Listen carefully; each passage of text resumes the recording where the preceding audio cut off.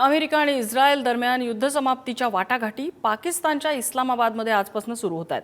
America आणि इराणचं शिष्टमंडळ इस्लामाबादमध्ये दाखल झालं असून दोन्ही राष्ट्रात ऐतिहासिक चर्चा होणार आहे। इराणच्या शिष्टमंडळात संसदेचे अध्यक्ष मोहम्मद बाकर कालिबाफ आणि परराष्ट्र मंत्री अब्बास अराघची यांचा समावेश आहे। इराणसोबतच्या चर्चेतून नक्की काय साध्य करायचं याबाबत अमेरिकेचे राष्ट्राध्यक्ष डोनाल्ड ट्रम्प यांनी अत्यंत स्पष्ट आणि थेट भूमिका मांडली आहे। इराणकडे कोणतंही अण्वस्त्र नसावं हाच या कराराचा 99% भाग आहे असं सांगत त्यांनी आपल्या अटींचं स्वरूप जगासमोर ठेवलंय। या चर्चेच्या यशामुळे केवळ आखाती देशातच नव्हे तर जागतिक अर्थव्यवस्थेलाही मोठा दिलासा मिळायची चिन्ह आहेत। आणि निवृत्त लष्करी अधिकारी ब्रिगेडियर हेमंत महाजन आपल्या सोबत आहेत। महाजन सर, तशा दोन्ही बाजू चिवट आहेत, त्यामुळे या स्पर्धेचं फलित, या चर्चेचं फलित काय असू शकतं? असं आहे, सध्या ही जी चर्चा होते आहे ही केवळ एक चाचपणी होते आहे, कारण दोन्ही बाजूंच्या ज्या मागण्या आहेत त्या एकमेकाच्या इतक्या परस्पर विरोधामध्ये आहे की दुसरी बाजू ते मान्य करेल असं अजिबात वाटत नाही।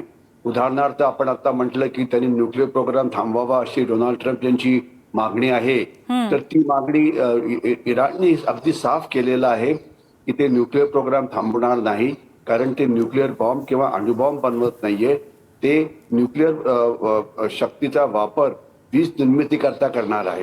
आता विश्वास कोणावरती ठेवायचा, ते वीज निर्मिती करणार की बॉम्ब बनवणार हे काही सांगता येत नाही, पण प्रोग्राम काही ते थांबवणार नाहीये, तो एक भाग झाला। याच्याशिवाय असे अनेक ज्या इतर हे आहेत, जसं अमेरिकेची इच्छा होती की त्यांनी रिजिम चेंज म्हणजे तिथलं सरकार बदली करावं आणि असं सरकार आणावं की जे त्यांच्या मतासारखं असेल किंवा त्यांच्या बाजूने असेल किंवा ते आपलं अमेरिकेचं ऐकतील। परंतु हा जो सरकार बदल आहे तो इराणमध्ये व्हायच्या ऐवजी तो अमेरिकेमध्येच झाला। डोनाल्ड ट्रम्प यांनी स्वतःचे चीफ ऑफ आर्मी स्टाफ त्यांना लढाईतनं काढून टाकलं, 7-8 जनरल्सना सॅक केलं, त्यांचे जे नॅशनल काउंटर टेररिझम सेंटरचे जे मुख्य होते त्यांना काढून टाकलं, CIA चे चीफ कश पटेल त्यांना साईडलाईन केलं, त्याच्यानंतर त्या तुलसी गबार्ड ज्या त्यांच्या सिक्युरिटी ॲडवायझर होत्या त्यांना बाहेर काढलं। म्हणजे कोणी डोनाल्ड ट्रम्प यांचं ऐकत नव्हतं किंवा त्यांचे विचार थोडेसे विरोधात होते तर त्या सगळ्याला त्याने काढून टाकलं। म्हणजे जेवढा बदल अमेरिकेच्या म्हणजे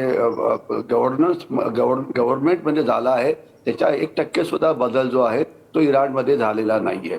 आणि सर्वात म्हणजे ते म्हणतात की आम्ही अणुबॉम्ब म्हणजे अणुबॉम्ब निर्मिती थांबवावी वगैरे, परंतु हे सगळं करत असताना उलट डोनाल्ड ट्रम्प यांनी आयडिया दिली इराणला की अणुबॉम्ब हे असं शस्त्र आहे काय फारसं वापरता येत नाही। आपल्याला पण आहे की फक्त दुसऱ्या महायुद्धात 2 ठिकाणी नागासाकी आणि हिरोशिमा येथे वापरलं होतं आणि 1944 नंतर हे कधीही कुठेही केव्हाही वापरलं न गेलेलं शस्त्र आहे। परंतु त्याच्या बदल्यात डोनाल्ड ट्रम्प यांनी त्यांना म्हणजे जाणीव करून दिली की न्यूक्लिअर बॉम्ब पेक्षा सुद्धा इराणकडे एक मोठं शस्त्र आहे, ते म्हणजे गल्फ ऑफ होर्मुझ। ही जी होर्मुझची समुद्रधुनी आहे त्याचं सामरिक महत्व किती आहे, त्याचं आर्थिक महत्व किती आहे याच्याविषयी गेले 40 दिवस आपण चर्चा करतो आहे।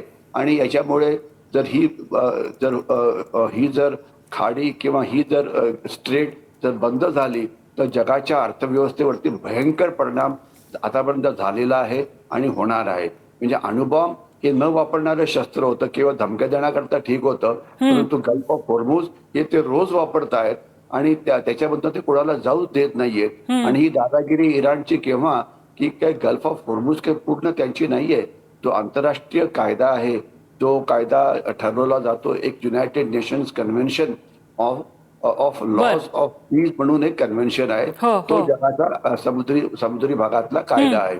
तर ही जी समुद्रधुनी याच्यातला फक्त 12 नॉटिकल माईलचा जो समुद्र आहे तो इराणचा आहे, बाकीचा जो 12 आहे तो UAE आणि येमेन यांचा आहे। तर तो तुम्हाला जहाज जो UAEच्या बाजूचा समुद्र जो आहे 12-13 किलोमीटरचा तर काही येऊ शकत नाही। अगदी, आणि तुम्ही म्हणताय तसं त्यामुळे वाटाघाटी कुठल्या दिशेनं जाणार की आता फक्त चाचपणीच होणार, त्यातनं काही ठोस निघणार काय बघावं लागेल। महाजन सर, धन्यवाद तुम्ही केलेल्या सगळ्या विश्लेषणाबद्दल।